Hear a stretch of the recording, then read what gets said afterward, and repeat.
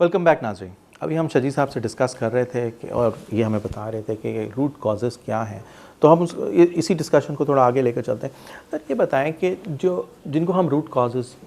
کہتے ہیں, یا آپ نے ابھی ذکر کیا کہ کشمیر کا ایشو, پیلسٹائن کا ایشو,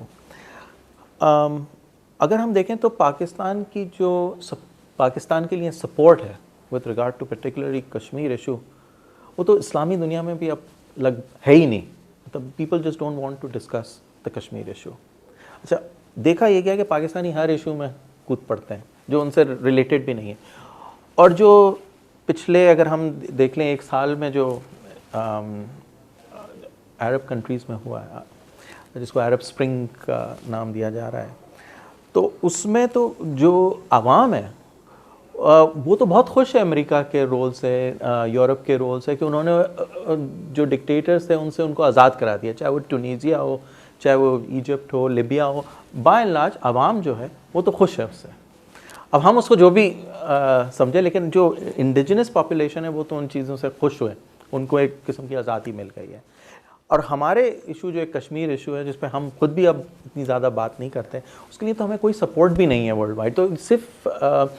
یونائٹڈ نیشنز یا امریکہ نہیں ہے, لیکن جو ہمارے جن کو ہم کہتے ہیں برادر اسلامی ملک, وہ بھی ہم سے یہ ایشو اب اتنا ڈسکس نہیں کرنا چاہتے ہیں, اور نہ ہمیں اس کی ان کی کوئی سپورٹ ہے. بنیادی طور پر آپ نے بیک وقت دو باتیں کہتی ہیں. ایک تو یہ کہ جن ڈکٹیٹروں کا آپ نے حوالہ دیا ہے وہ کس کی سرپرستی سے بیٹھے تھے. امریکہ کو اس دنیا کے اندر جمہوریت یا اس سے کوئی غرض نہیں. مشرف صاحب کی مثال آپ کے سامنے, انہوں نے ان کو سپورٹ کیا جب تک ان کے مفادات پورے ہوتے رہے. اسی طرح دنیا بھر کے اندر کہیں پر بھی جہاں امریکہ کے مفادات پورے ہو رہے ہوں, وہ ایون کوئی ڈیموکریٹک پروسیس سے آیا ہو یا کوئی آمریت ہو یا کوئی بادشاہت, انہوں نے اس کو سپورٹ کیا. یہ ہسٹری. ایک پوائنٹ پہ میں آ جاتا ہوں کہ اگر چلیں ہم اس بات کو بھی اگری کر لیتے ہیں کہ امریکہ مشرف کو سپورٹ کر رہا تھا. 18 کروڑ کی آبادی ہے پاکستان کی, اور 18 کروڑ اگر نہیں چاہتی کہ مشرف رہے, تو ایسی کوئی وجہ نہیں تھی کہ مشرف یہاں پہ رہتا. اور یہ ہمیں اینڈ میں اگر آپ دیکھیں جو مشرف صاحب کا ڈاؤن فال ہوا ہے, وہ بیسکلی ایک پاکستانی منی سپرنگ اگر ہم کہہ لیں, جس کو لنک کیا گیا چیف جسٹس کی موومنٹ کے ساتھ, اس سے ہوا. امریکہ روکنا بھی چاہتا تو میرے خیال میں روک نہیں سکتا تھا. دیکھیں میں یہی آپ سے کہہ رہا ہوں, ایران کی مثال سے اگر آپ شروع کریں ذرا, شہنشاہ جو رضا شاہ پہلوی صاحب تھے, تو امریکہ کی سپورٹ ان کے ساتھ تھی جب ان پر برا وقت آ گیا. ہاں, وہاں پر جب عوام کھڑے ہو گئے تو ان کی بالکل وہ. اچھا, یہ مشرف صاحب کے ساتھ تھا, وہ سپورٹ جب عوام میں ان کی نفرت وہ بڑھی تو انہوں نے ان کو اب کوئی پوچھنے والا بھی نہیں ہے. مطلب یہ امریکہ کی ہسٹری ہے. دیکھیے امریکہ کی ہسٹری آپ اس کو سمجھیں, امریکہ کی ہسٹری ہے, وہ کسی کا دوست نہیں ہے. امریکہ کی دوستی, امریکہ کی دوستی اپنے مفادات کے ساتھ ہے, اس کے ملک کے, اس ملک کے. لیکن ہماری یہ بدقسمتی ہے, ہمارے جو حکمران ہیں ان کا ذاتی مفادات کے ساتھ ہوتے ہیں, وہ ہماری قوم کے, ملک پاکستان کے مفادات کے ساتھ. یہ آپ سمجھنے کی, یہ مسئلہ ہے کہ امریکہ جب ہم کہتے ہیں تو اس سے مراد یہ کہ وہ اپنے قومی مفاد کے لیے جو بھی سمجھتے ہیں. دیکھیں وہ اپنے امریکہ کو اگر وہ اپنے قومی مفادات ہی دیکھے گا نا, ہر ملک کو اپنے مفادات دیکھنے چاہیے. اگر ہم اپنے مفادات, یعنی پاکستان اپنے انٹرسٹ کو نہیں دیکھ رہا, تو اس میں جو اگر ہم کہیں بلیم جو ہے وہ امریکہ کو تو ہم نہیں دیں. دیکھیے جو عالمی طاقت ہے, جب عالمی طاقت کے طور پر وہ کلیم کرتی ہے تو اس کو ویسے بیہیو بھی کرنے کی ضرورت ہے. گھر کے اندر بھی اگر ایک بڑا بھائی ہے اور ایک آپ کے کوئی سرپرست ہے تو اسی کے مطابق بیہیو کرتا ہے تو لوگ معاملات جو ہے سیٹل ہو کر چلتے. امریکہ کا حال یہ ہے کہ وہ عالمی طاقت ضرور ہے پوری دنیا کے اندر, لوگ یہ سمجھتے ہیں, لیکن اس کا بیہیویئر اس کے مطابق نہیں. وہ اپنے جو بھی مفادات ہیں مخصوص, لیکن آپ نے دیکھا ہو کچھ واقعات کے بعد جو اندر کی چیزیں وہ سامنے آ جاتی ہے. جمہوریت کا راگ, لیکن جمہوریت کے ساتھ نہیں ہے. وہ جو بھی ان کے مفادات پورے کر رہا ہوگا, ایون وہ آمریت یا بادشاہت بھی ہوگی تو اس کے ساتھ وہ چلیں گے, اس کے لیے تیار ہیں. آپ نے عرب دنیا کی مثال پیش کی. عرب دنیا میں آپ دیکھیں کہ امریکہ کل تک جن کے ساتھ تھا, جب عوام کھڑے ہو گئے تو آج عوام کے ساتھ, اس لیے کہ عوام کے سامنے کوئی نہیں رک سکتا. تو یہی میں بنیادی بات. تو اگر پاکستانی عوام پاکستان کی عوام ضرور اٹھے گی, لیکن ٹائم لگے گا. دیکھیے اس میں ٹائم لگے گا. پاکستان کا جو معاشرہ ہے وہ بری طرح تقسیم کیا گیا ہے. یہ معاشرہ تقسیم ہے جاگیردارانہ وڈیرانہ, اس میں بھی یہ معاشرہ تقسیم ہے لسانی بنیادوں پر بھی, یہ معاشرہ تقسیم ہے فرقہ وارانہ بنیادوں پر بھی. اس معاشرے کو ایسے مسائل کے اندر الجھا کر رکھا گیا ہے